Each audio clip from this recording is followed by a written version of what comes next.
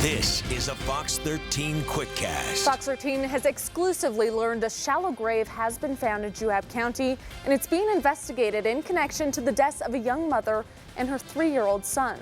Emily Almiron and her son Gabriel went missing from Orem 4 years ago, and just last month, Emily's ex-boyfriend Christopher Polson admitted to those killings.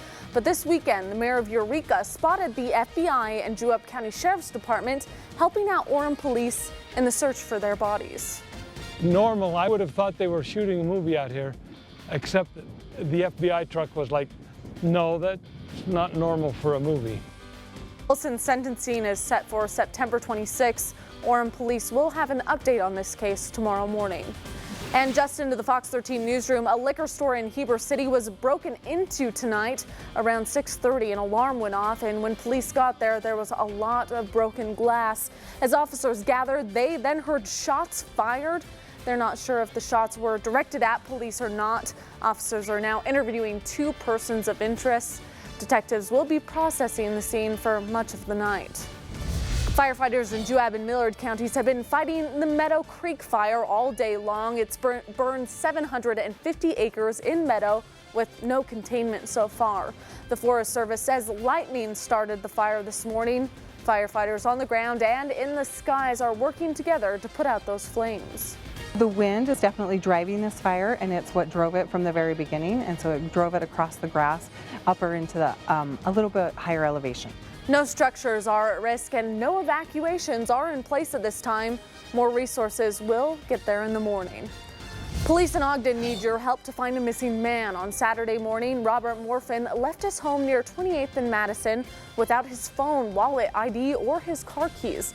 And he has not been contacted, and he has not contacted his family since. Robert is diabetic and he does not have his medication with him. We just don't know his state of being again. We're concerned about his health.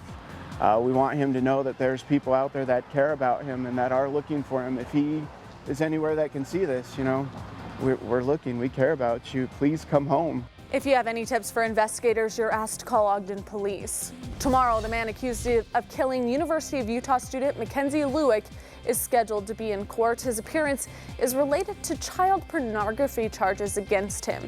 Investigators found nearly 24 images of children engaged in sexual acts on his computer while they were looking for evidence in Loouk's death. We'll break from the rain tomorrow across the state. We're hanging on to the sunshine. A nice day with some mild temperatures, at least across northern Utah. Low 70s in Logan, mid 70s in Salt Lake City. Still fairly warm across the south.